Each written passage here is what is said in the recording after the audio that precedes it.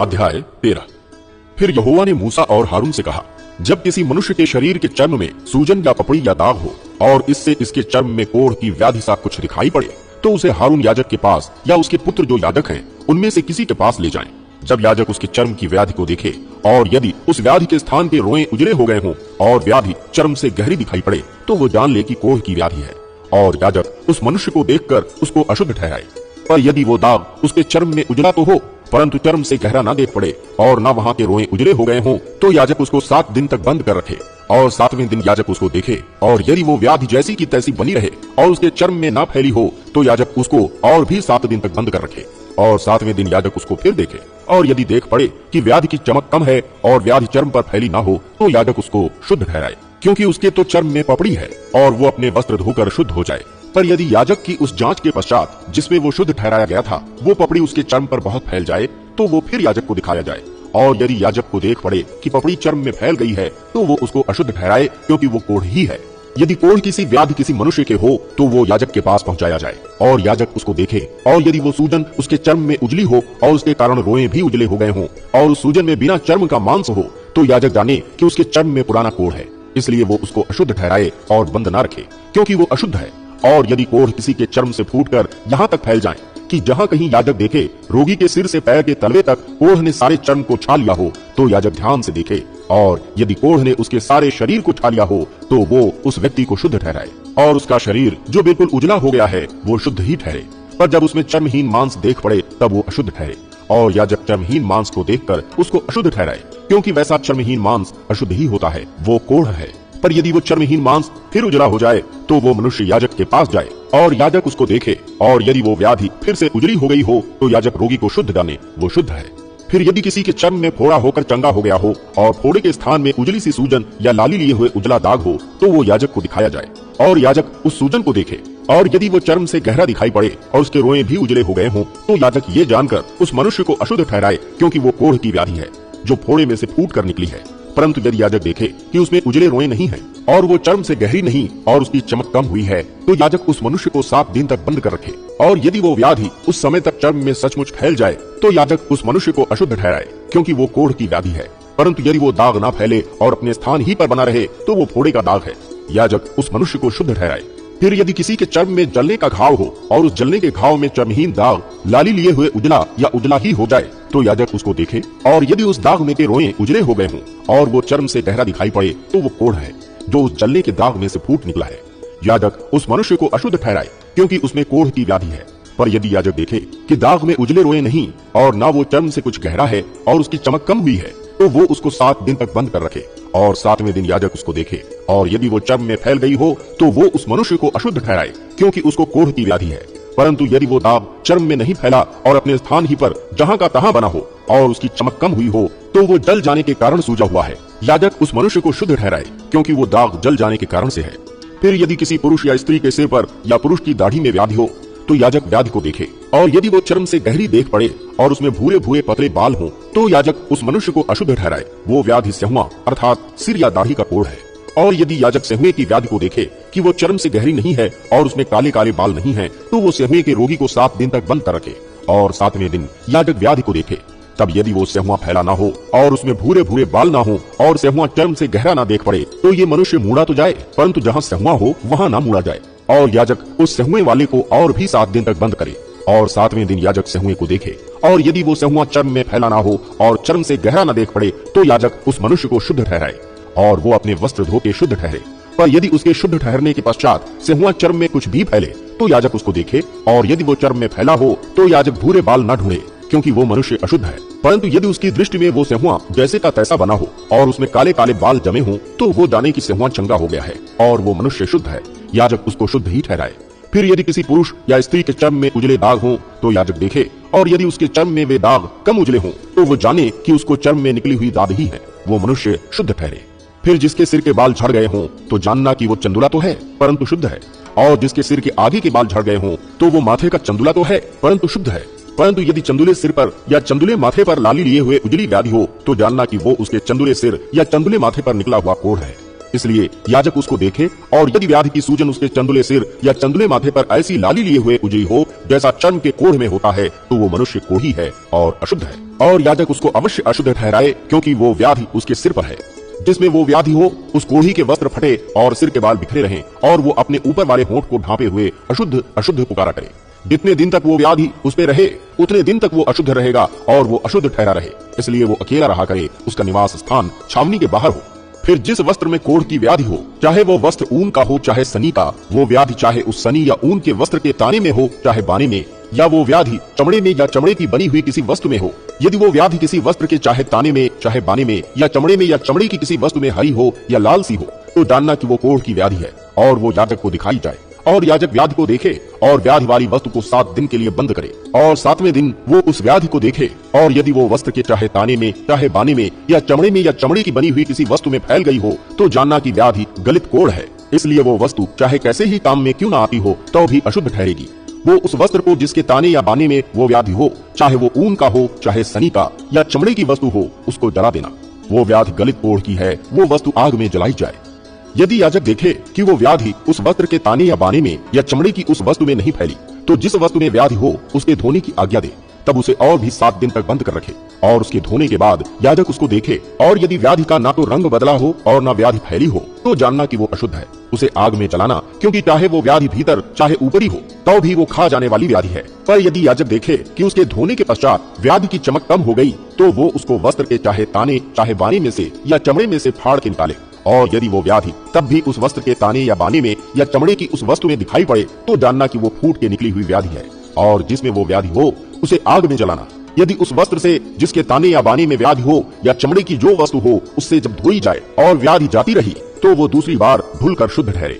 ऊन या सनी के वस्त्र में के ताने या बाने में या चमड़े की किसी वस्तु में जो कोढ़ की व्याधि हो, उसके शुद्ध और अशुद्ध ठहराने की यही व्यवस्था है।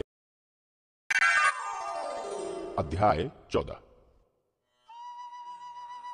फिर यहोवा ने मूसा से कहा, कोढ़ी के शुद्ध ठहराने की व्यवस्था यह है, वो याजक के पास पहुंचाया जाए, और याजक छावनी के बाहर जाए, और याजक उस कोढ़ी को देखे, और यदि उसके कोढ़ की व्याधि चंगी हुई हो, तो याजक आज्ञा दे कि शुद्ध ठहराने वाले के लिए 2 शुद्ध और जीवित पक्षी, देवदारू की लकड़ी और लाल रंग का कपड़ा और जूफा, ये सब लिए जाएं।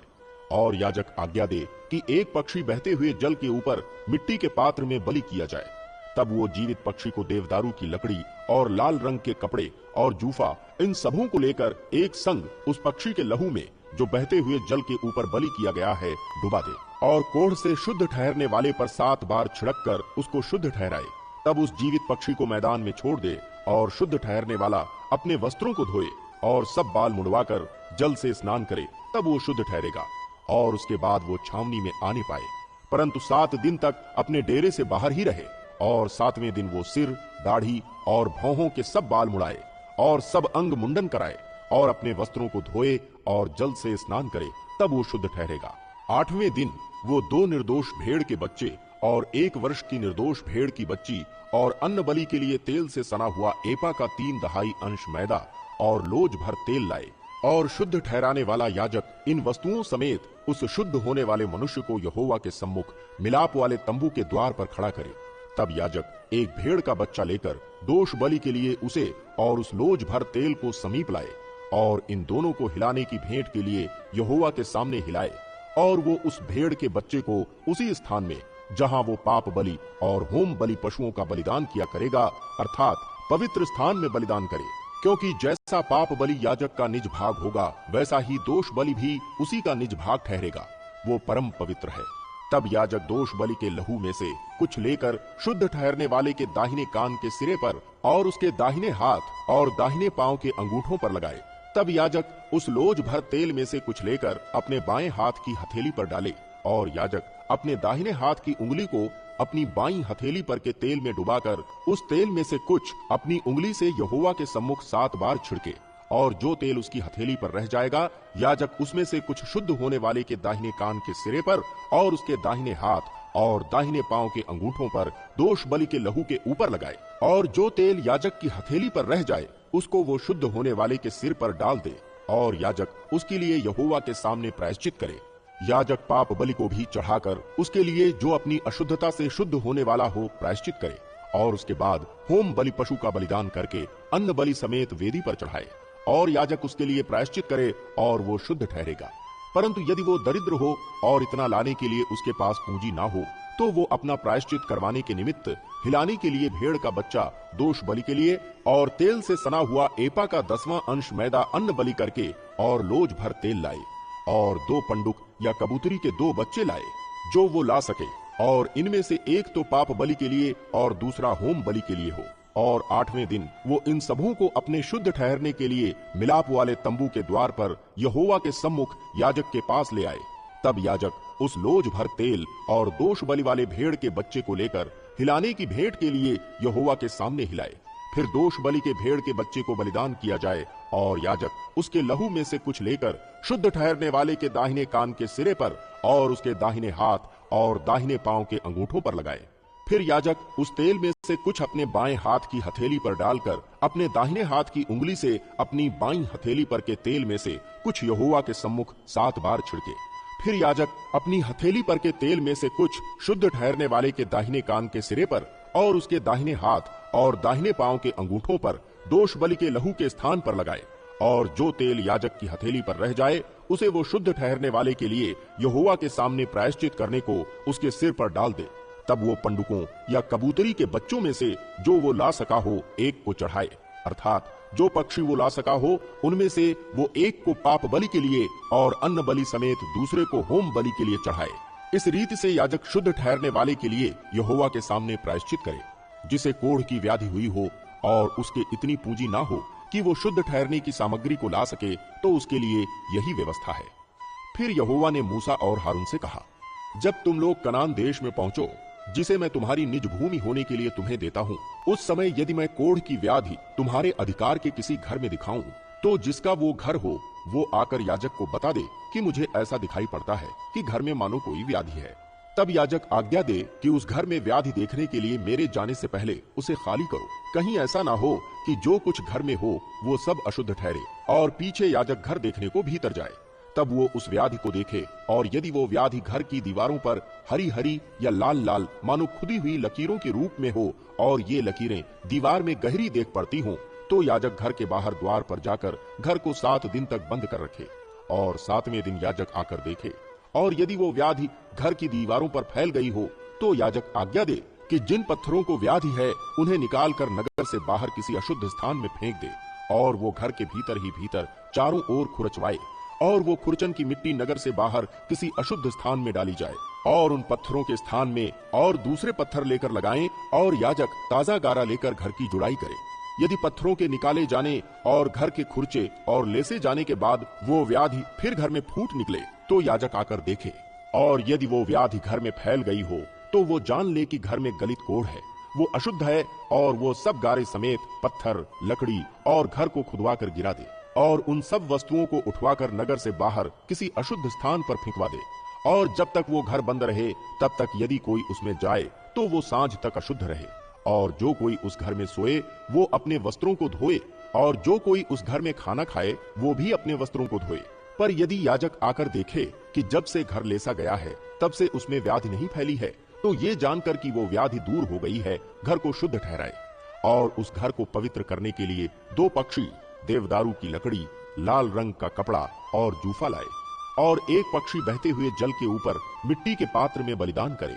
तब वो देवदारू की लकड़ी, लाल रंग के कपड़े और जूफा और जीवित पक्षी, इन सबों को लेकर बलिदान किए हुए पक्षी के लहू में और बहते हुए जल में डुबा दे, और उस घर पर 7 बार छिड़के।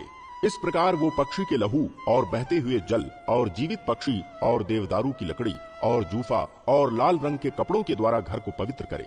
तब वो जीवित पक्षी को नगर से बाहर मैदान में छोड़ दे। इसी रीति से वो घर के लिए प्रायश्चित करे, तब वो शुद्ध ठहरेगा। सब भांति के कोढ़ की व्याधि और स्यहुएं और वस्त्र और घर के कोढ़ और सूजन और पपड़ी और दाग के विषय में शुद्ध और अशुद्ध ठहराने की शिक्षा देने की व्यवस्था यही है। सब प्रकार के कोढ़ की व्यवस्था यही है। अध्याय 15। फिर यहोवा ने मूसा और हारून से कहा, इस्राएलियों से कहो कि जिस जिस पुरुष के प्रमेह हो तो वो प्रमेह के कारण अशुद्ध ठहरे। वो चाहे बहता रहे चाहे बहना बंद भी हो तो भी उसकी अशुद्धता बनी रहेगी। जिसके प्रमेह हो वो जिस जिस बिछौने पर लेटे वो अशुद्ध ठहरे, और जिस जिस वस्तु पर वो बैठे वो भी अशुद्ध ठहरे। और जो कोई उसके बिछौने को छुए वो अपने वस्त्रों को धोकर जल से स्नान करे और सांझ तक अशुद्ध ठहरा रहे। और जिसके प्रमेह हो और वो जिस वस्तु पर बैठा हो उस पर जो कोई बैठे वो अपने वस्त्रों को धोकर जल से स्नान करे और सांझ तक अशुद्ध ठहरा रहे। और जिसके प्रमेह हो उससे जो कोई छू जाए वो अपने वस्त्रों को धोकर जल से स्नान करे और सांझ तक अशुद्ध रहे। और जिसके प्रमेह हो यदि वो किसी शुद्ध मनुष्य पर थूके तो वो अपने वस्त्रों को धोकर जल से स्नान करे और सांझ तक अशुद्ध रहे। और जिसके प्रमेह हो वो सवारी की जिस वस्तु पर बैठे वो अशुद्ध ठहरे। और जो कोई किसी वस्तु को जो उसके नीचे रही हो छुए वो सांझ तक अशुद्ध रहे। और जो कोई ऐसी किसी वस्तु को उठाए वो अपने वस्त्रों को धोकर जल से स्नान करे और सांझ तक अशुद्ध रहे। और जिसके प्रमेह हो वो जिस किसी को बिना हाथ धोए छुए वो अपने वस्त्रों को धोकर जल से स्नान करे और सांझ तक अशुद्ध रहे। और जिसके प्रमेह हो वो मिट्टी के जिस किसी पात्र को छुए वो तोड़ डाला जाए और काठ के सब प्रकार के पात्र जल से धोए जाएं। फिर जिसके प्रमेह हो वो जब अपने रोग से चंगा हो जाए तब से शुद्ध ठहरने के 7 दिन गिन ले और उनके बीतने पर अपने वस्त्रों को धोकर बहते हुए जल से स्नान करे, तब वो शुद्ध ठहरेगा। और 8वें दिन वो 2 पंडुक या कबूतरी के 2 बच्चे लेकर मिलाप वाले तंबू के द्वार पर यहोवा के सम्मुख जाकर उन्हें याजक को दे। तब याजक उनमें से एक को पाप बलि और दूसरे को होम बलि के लिए भेंट चढ़ाए। और याजक उसके लिए उसके प्रमेह के कारण यहोवा के सामने प्रायश्चित करे। फिर यदि किसी पुरुष का वीर्य स्खलित हो जाए तो वो अपने सारे शरीर को जल से धोए और सांझ तक अशुद्ध रहे। और जिस किसी वस्त्र या चमड़े पर वो वीर्य पड़े वो जल से धोया जाए और सांझ तक अशुद्ध रहे। जब कोई पुरुष स्त्री से प्रसंग करे तो वे दोनों जल से स्नान करें और सांझ तक अशुद्ध रहे। फिर जब कोई स्त्री ऋतुमती रहे तो वो 7 दिन तक अशुद्ध ठहरी रहे और जो कोई उसको छुए वो सांझ तक अशुद्ध रहे।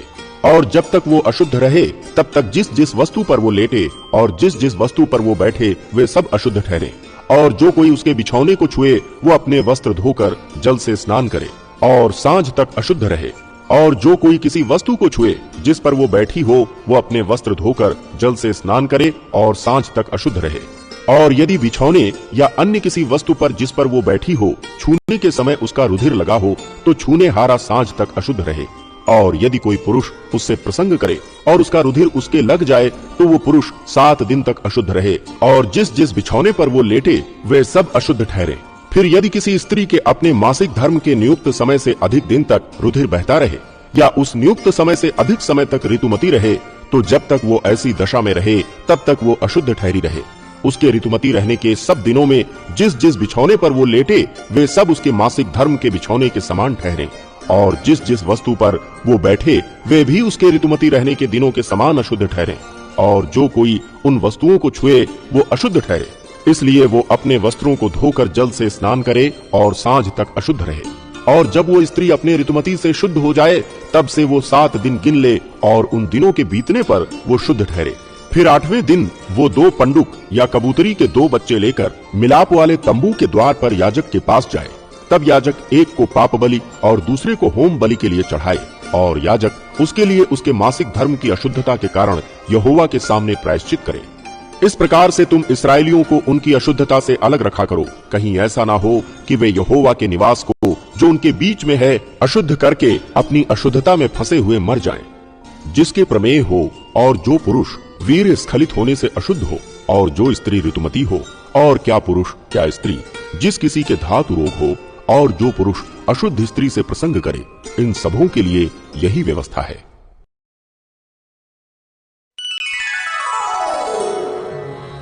अध्याय 26।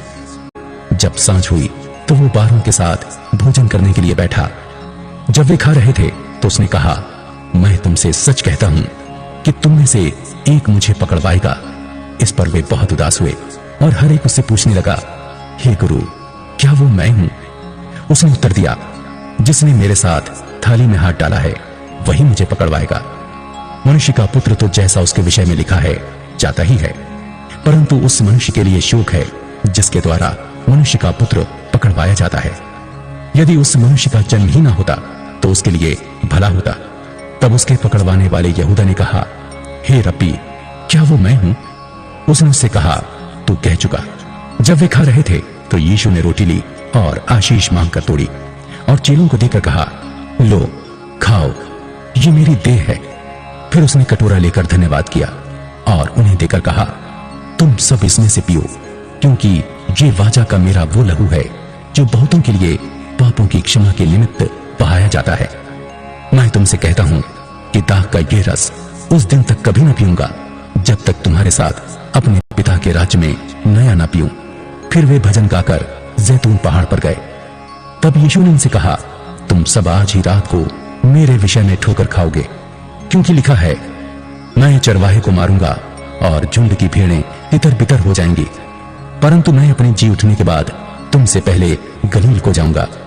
इस पर पतरस ने उससे कहा, यदि सब तेरे विषय में ठोकर खाएं तो खाएं, परंतु मैं कभी भी ठोकर ना खाऊंगा। यीशु ने उससे कहा, मैं तुझसे सच कहता हूं कि आज ही रात को मुर्ग के बांग देने से पहले तू 3 बार मुझसे मुकर जाएगा। पतरस ने उससे कहा, यदि मुझे तेरे साथ मरना भी पड़े तो भी मैं तुझसे कभी न मुकरूंगा। और ऐसा ही सब चेलों ने भी कहा। तब यीशु अपने चेलों के साथ गतसमनी नामक एक स्थान पर आया और अपने चेलों से कहने लगा, यहीं पर बैठे रहना जब तक मैं वहां जाकर प्रार्थना करूं। वो पतरस और जबदी के दोनों पुत्रों को साथ ले गया और उदास और व्याकुल होने लगा। तब उसने उनसे कहा, मेरा जी बहुत उदास है, यहां तक कि मेरा प्राण निकला जा रहा है। तुम यहीं ठहरो और मेरे साथ जागते रहो। फिर वो थोड़ा और आगे बढ़कर मुंह के बल गिरा और ये प्रार्थना की, हे मेरे पिता, यदि हो सके तो ये कटोरा मुझसे टल जाए, तो अभी जैसा मैं चाहता हूं वैसा नहीं, परंतु जैसा तू चाहता है वैसा ही हो। फिर उसने चेलों के पास आकर उन्हें सोते पाया और पतरस से कहा, क्या तुम मेरे साथ एक घड़ी भी ना जाग सके? जागते रहो और प्रार्थना करते रहो कि तुम परीक्षा में ना पड़ो। आत्मा तो तैयार है परंतु शरीर दुर्बल है।